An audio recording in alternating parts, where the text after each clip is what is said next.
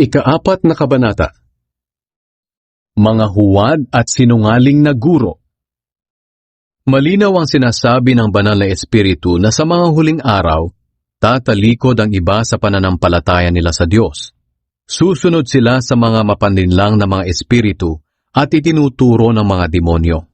Ang mga aral na ito'y itinuturo ng mga taong mandaraya, sinungaling at walang konsensya.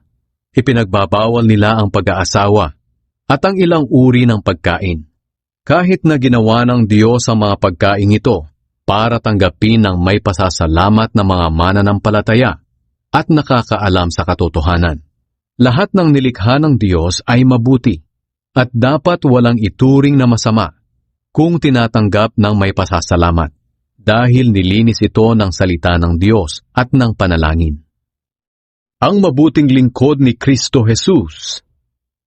Magiging mabuti kang lingkod ni Kristo Jesus kung ituturo mo sa mga kapatid ang mga bagay na ito. At sa pagtuturo mo sa kanila, lalago ka rin sa pamamagitan ng mga katotohanan ng pananampalataya natin at sa tunay na aral na sinusunod mo.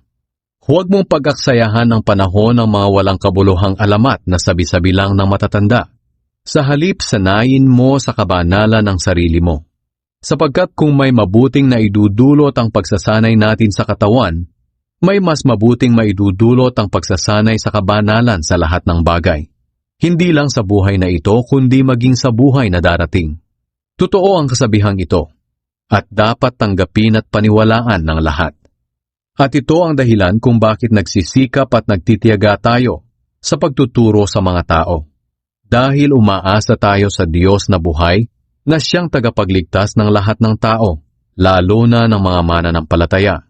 Ituro at ipatupad mo ang mga bagay na ito.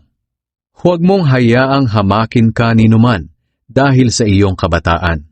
Sa halip, maging halimbawa ka sa mga mananampalataya sa iyong pananalita, pag-uugali, pag-ibig, pananampalataya, at malinis na pamumuhay. Habang wala pa ako riyan, gamitin mo ang panahon mo sa pagbabasa ng kasulatan sa mga tao, sa pangangaral at pagtuturo. Huwag mong pababayaan ang kaloob sa iyo ng banal na Espiritu ayon sa inihayag ng mga namumuno sa iglesia nang ipatong nila ang kamay nila sa iyo. Gawin mo ang mga tungkuling ito at lubos mong italaga ang sarili mo sa mga ito para makita ng lahat ang paglago mo. Maging maingat ka sa pamumuhay at pagtuturo mo. Patuloy mong gawin ang mga bagay na ito para maligtas ka at ang mga nakikinig sa iyo.